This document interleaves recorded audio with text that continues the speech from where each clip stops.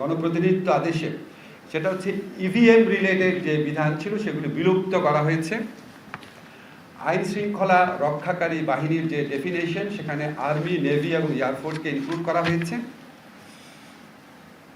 পলাতক ব্যক্তি যারা থাকবে বিভিন্ন মামলাতে, পলাতক ব্যক্তিরা ইলেকশন করতে পারবে না, সেটা ইনক্লুড করা হয়েছে। জেলায় যে ইলেকশন অফিসগুলো আছে সেটা ডিস্ট্রিক্ট ইলেকশন অফিসার ঠিক করবেন, এটা বিধান করা হয়েছে। আর যারা ইলেকশন করবেন তাদের এফিডেভিটের মাধ্যমে দেশি বিদেশি সোর্স থেকে যত আয় আছে, সম্পত্তি আছে, সমস্ত কিছুর বিবরণ দিতে হবে। এবং এই সমস্ত কিছু আজকে আমাদের মাননীয় প্রধান উপদেষ্টায় নির্দেশ দিয়েছেন। নির্বাচনে যারা প্রার্থী থাকবেন ওনাদের দেশি সোর্সে, বিদেশি সোর্সে ইনকাম, সম্পত্তি, সমস্ত কিছুর বিবরণ নির্বাচন কমিশনকে দিতে হবে এবং এটা আমরা ওয়েবসাইটে পাবলিক করে দিব, সবাই জানবে। আপনাদের এলাকার যে প্রার্থী আছে কার কত ইনকাম, কোথার থেকে ইনকাম, কী সম্পত্তি, এটা সবার জন্য উন্মুক্ত করে দেওয়ার নির্দেশ উনি দিয়েছেন। এই সংক্রান্ত একটা পরিবর্তন এই সংক্রান্ত একটা বিধান এই আইনে থাকবে। তারপর হচ্ছে জামানতের যে পরিমাণ, সেটা 20,000 ছিল, এটা 50,000 করা হয়েছে।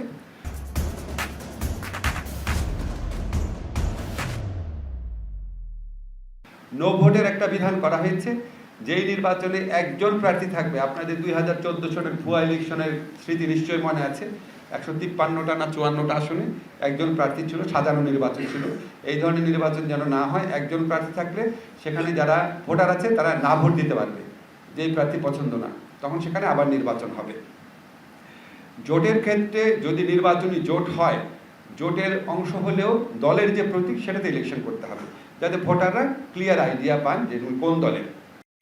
তারপর যারা ইলেকশনে কাজে ব্যস্ত থাকেন, আমাদের আইন শৃঙ্খলা রক্ষাকারী বাহিনী, প্রিজাইডিং অফিসার বা রিটার্নিং অফিসার, যারা নির্বাচনী কাজে ব্যস্ত থাকেন, লক্ষ লক্ষ মানুষ নির্বাচনী কাজে ব্যস্ত থাকেন, ওনাদের ভোট দেওয়ার স্কোপ ছিল না। আমাদের বিধান করেছি যে পোস্টাল ব্যালটে ওনারা ভোট দিবেন।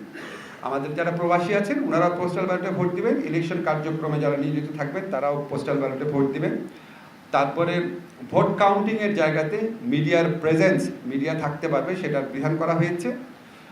আর যারা রাজনৈতিক দলকে টাকা পয়সা দিবেন, দান, অনুদান বা চাঁদা, যেভাবেই হোক না কেন, 50,000 টাকা বা তার বেশি হলে এটা ব্যাংকিং চ্যানেলের মাধ্যমে দিতে হবে।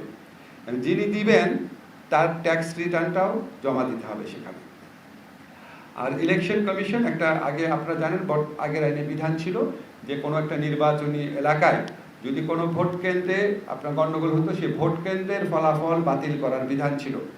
এখন নির্বাচন কমিশন যদি মনে করে একটা নির্বাচনী এলাকাতেই এত বেশি অনিয়ম হয়েছে যে পুরো নির্বাচনী এলাকার ভোটই বাতিল করা উচিত, তাহলে ইলেকশন কমিশন সেটা করতে পারবে, সেই ক্ষমতা দেওয়া হয়েছে।